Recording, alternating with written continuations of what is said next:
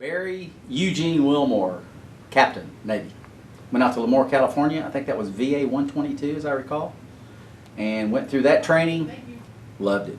Those instructors, one of the guys' call signs was Xenon, because he was his oratory skills were just amazing. How he would talk, it was Xenon. And there was another guy named, I forget his name. Maybe it was Beef or something like that. Anyway, he came in one day and his hair was just like a haircut. Like, did a kid cut your hair? And he just said, no. I sat down at with the barber and I said, give me the absolute hokiest haircut you can do. Of course, he didn't do that. Whoever cut his hair, the barber, did a horrible job. But he made a joke out of it. It was just fun. Just fun. We went down to El Centro on weapons detachment, practicing dropping bombs, and I had an affinity for dropping bombs. We're doing nuclear deliveries.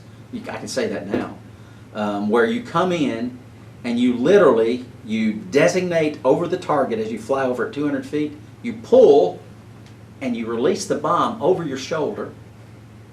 Over the shoulder, where the bomb goes way up and then comes down and then target. I think I got a 20-footer, like over the shoulder. And other ones you would come in and you'd pull a certain distance from the target, like 3 miles away. You pull and you'd loft the bomb 8 miles up in the air, whatever, and it would come down and hit the target. And then after the bomb came off, you would turn and try to get down close to you're trying to survive the nuclear blast.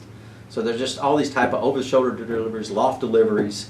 I've done lateral toss bombing at 100 feet, where you sling a bomb sideways to stay away from the threat.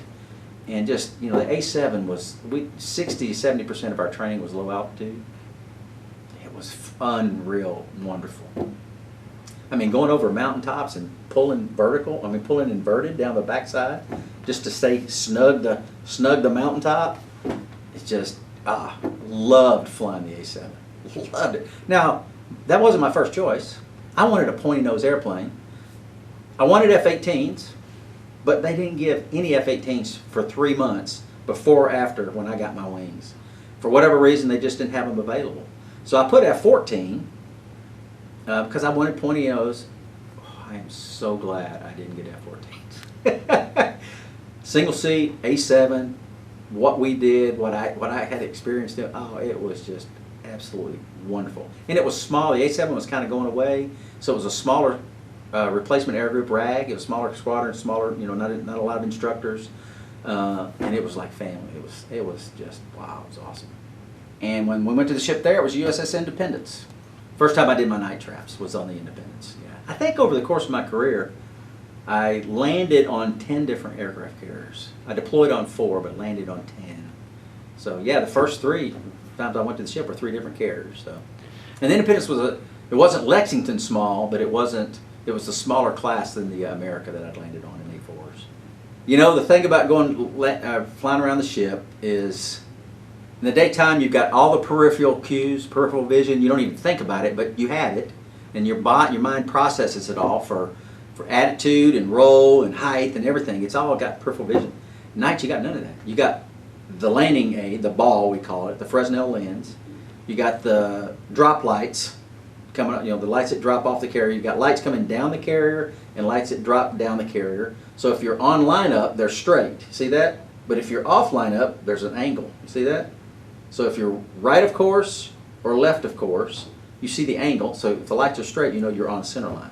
And you don't ever look at that. You're not supposed to. You see that out of peripheral vision because you're supposed to keep watching the landing signal aid. A lot of people know this, but Fresnel lens has datums, green lights on the side, and a lens mirrors in the center. So you keep the ball in the center of those datums. That's below glide slope. You don't want to see way down here. If it gets red, you're way below a glide slope. There's a ramp on the end of the ship. You don't want to hit that. Anyway, so you fly that glide slope down and make sure out of your peripheral vision that your lineup's good. And landing signal officers are back there to help you out. Right for lineup, come left, standard calls. So the first time at night, no depth perception. It is way different. And a lot of guys, there's some guys I would say that just hated night landings, night ops, because it's scary. They didn't want to die. I didn't either, but I love the challenge of it. Oh man, give me a night trap. I got 226 night traps total. And I remember every single one of them. 663 total traps, 226 at night. Yeah, so just certain numbers you remember. And I went to NASA. I think I would have gotten upwards of 1,000 or more total. Like some guys try to get that. I'm not a numbers guy. 663 is fine with me. If I hadn't gone to NASA, I think I would have screened for command. I went to NASA before I got to a screen board. I'd finished.